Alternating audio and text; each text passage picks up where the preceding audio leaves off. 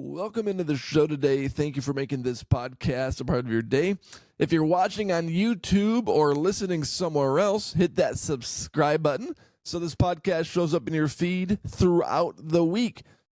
The Minnesota Timberwolves, a collapse of epic proportions against the Milwaukee Bucks in a situation where every single game down the stretch is as meaningful a regular season game as it gets because of what's on the line and because of who they're competing against every single night.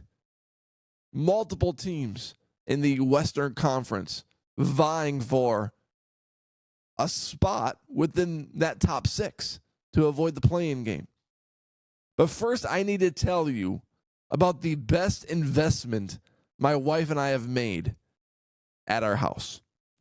We were in the market for a bathroom. We needed one very, very badly. And I made some calls, I sent out some emails, and I talked to some people. And they were telling me 4 to 8 week project, 4 to 6 week project. And that really wasn't an option for us because we don't want to wait that long to use our bathroom. We want it done soon. So I made another call to 5-Star Bath Solutions of Minneapolis. I checked out their site. I loved it. Financial payment options available. And they can get bathroom remodels done in as little as 24 to 48 hours. And 3 days later, my wife and I were using our fully remodeled bathroom. Check out these videos. This is the before. The before video is this. Look at this. An ugly step. You walk into the shower. Moldy. Gross floors. Outdated. Single sink. Just nasty. Voila. New flooring. Updated shower and bath. Double vanity. Our bathroom got a major uplift in 48 hours. Full remodel. Financial payment options available. Affordable, convenient. 5-Star Bath Solutions of Minneapolis is the way to go if you're going to remodel your bathroom because it was done quickly. You didn't have to use a downstairs bathroom, go all the way upstairs to downstairs every single morning to get ready for work, get the kids ready for whatever it is that they got to get ready for. This was amazing. And you need to check out 5-Star Bath Solutions of Minneapolis. Free consultations are available. Google 5-Star Bath Solutions of Minneapolis and be happy customers like my wife and I are today. All right. The Timberwolves collapse. Bucks 110, Timberwolves 103. Going into the fourth quarter, the Timberwolves were up by about 20 points. And I turned towards my wife. I said, this would be a good win if they can hold on to this win, if they can hold on to this lead, because it's been the same story all season long. And the reverse has also been true. The Timberwolves are at the top of the league in terms of teams that come back from double-digit deficits and win basketball games. They just did it the other night against Denver, where they were down 11 with about 7 minutes left. Anthony Edwards got hot, and the Timberwolves came back and won. And this was the reverse of that. Up 20 going into the fourth quarter, up 24 in the third quarter, and then they blow it and allow 40 points in the fourth quarter and only score 13. And I wasn't surprised one bit by it. You look at X or Twitter, and you've got Timberwolves fans up the wazoo. Shocked, disappointed, frustrated, upset. But this has been who the Timberwolves have been all season long. So I was not the least bit surprised by the fact that they blew another late fourth quarter lead. And you could see it coming. Because as soon as the Bucks went into a zone defense, The Timberwolves offense had no idea what to do, which is the most mind-blowing fact of the situation. NBA basketball players, professionals who have seen 2-3 zones for 20 to 30 years of their life did not know how to operate offensively against a zone defense without turning the ball over or without getting a good shot. It's crazy. With the amount of three-point shots that are taken in the NBA, a 2-3 zone should be the easiest to score against. Because what 2-3 zones do is they force teams to shoot from the perimeter. And every time I see the Timberwolves go into a 2-3 zone, I say, oh, crap. Here comes 3 after 3 after 3 after 3, because that's what a 2-3 zone is designed to do. It's designed to keep bigger players out of the paint and shoot three-point shots. And as we've seen all season long, the Timberwolves are an inconsistent three-point shooting team. And they could not make a shot. They could not pass the ball. And the Timberwolves offense was exposed in that fourth quarter against the Milwaukee Bucks. Dane Moore, an insider for the Timberwolves, sent out this tweet last night. He said, 6 brutal turnovers by the Wolves in the clutch. 6. 2 from Julius Randle, 2 from Anthony Edwards, 1 from Jaden McDaniels, and 1 from Dante DiVincenzo. That is not going to win games. Wolves, fourth quarter, 4 for 20 from the field, 8 turnovers, and surrendered 40 points in the frame.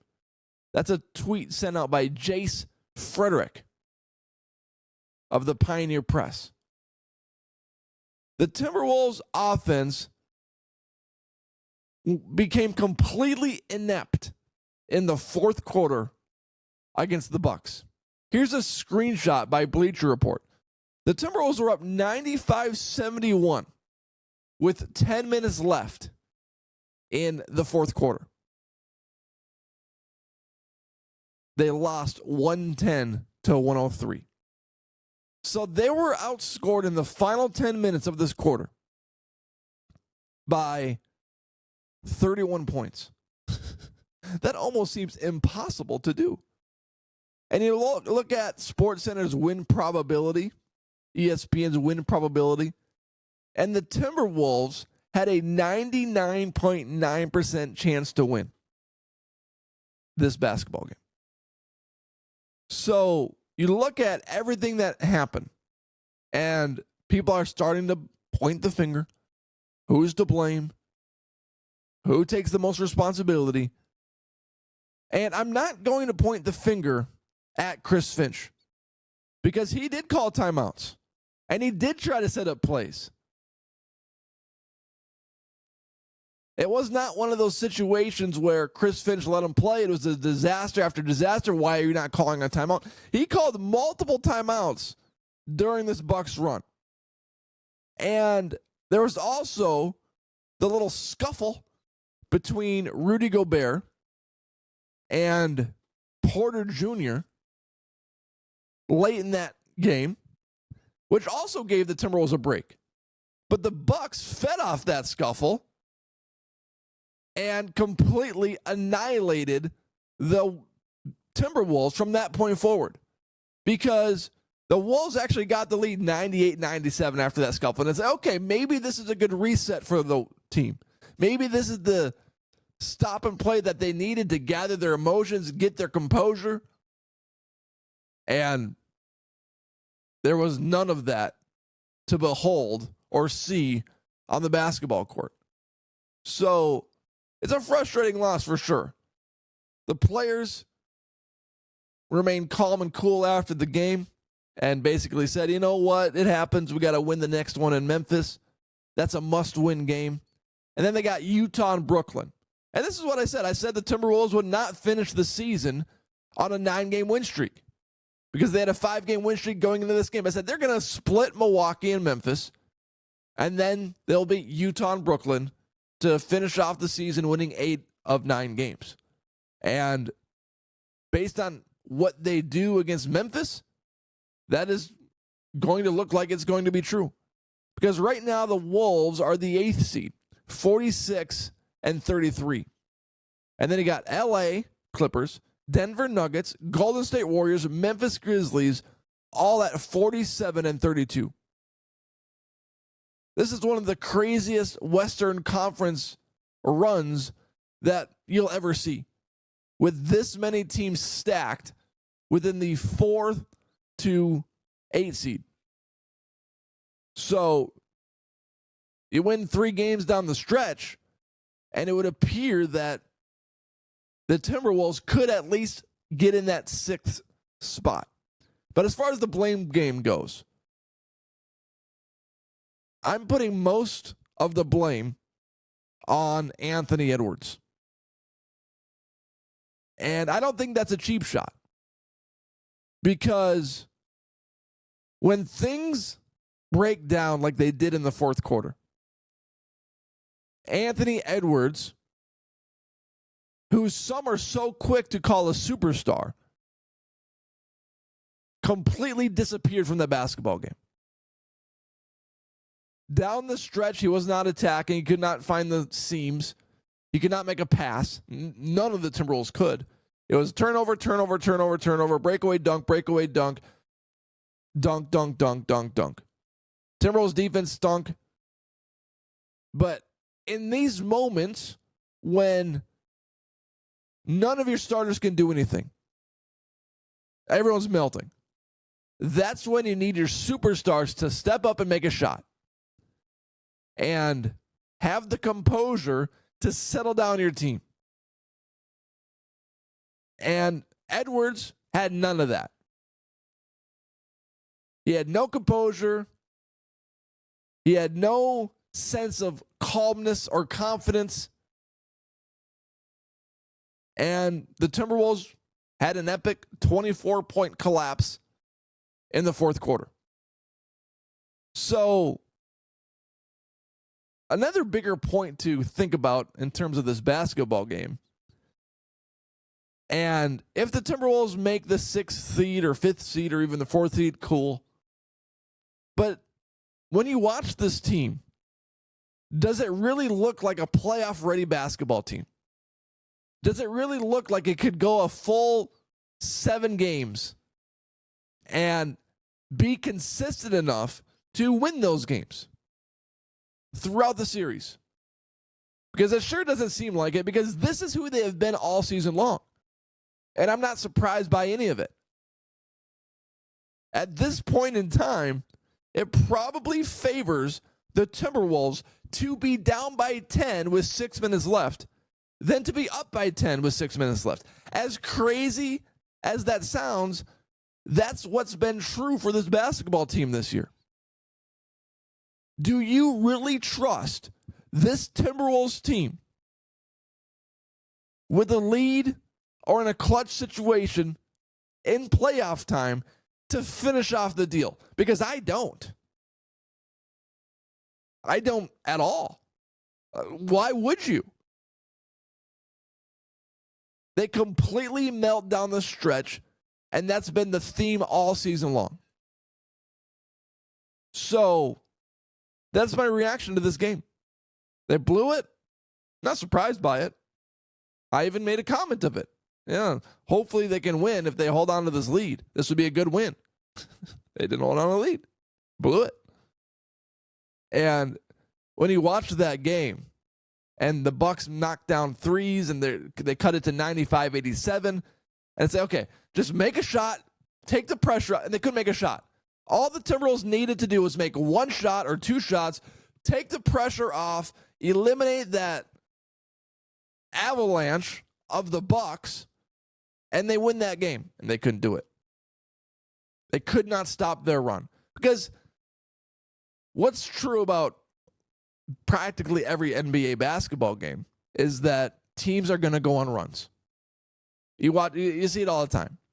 Teams that are down 20-25 cut the lead to 10-13. And from that point on, the other team responds, knocks out a couple of shots, game's over. The Timberwolves were so inept offensively down the stretch that they could not down any shots. They couldn't even pass the ball. They couldn't even get off a good look. So come playoff time, I would expect more of the same. Whether it's a play-in or whether it's the 6th seed. There's bigger things at stake than just reacting to this game. Because we all want to react to this game, call it an epic collapse, call it blah, blah, blah. And then you pull up your tweets from last week when they beat Denver. It's like, oh, this team's the real deal. They can do it. They're going to win. They can beat anybody. Sure, they can beat anybody. But they can also lose to anybody. And they can also lose if they're up by 24 points with 10 minutes left. That's who the team is. That is their identity. They can't finish off opponents. Even the 76ers game, they could not stop Quentin Grimes down the stretch. And it took an Anthony Edwards miraculous shot in the corner to win that game. It shouldn't take that. And everyone wants to applaud that shot and credit him for making a miraculous shot, which it was, in a double team. But that is not a shot that you want to rely on to defeat a team that was supposed to lose by 30 that night. So that's my reaction, and that's my futuristic thoughts about the Timberwolves collapse and what that means for the playoffs. Thank you for watching this episode and for making this podcast a part of your day. Hit that subscribe button wherever you're watching or listening. 5-Star Bass Solutions of Minneapolis. Check them out today and be amazed at what they can do in 48 hours. Free consultations available.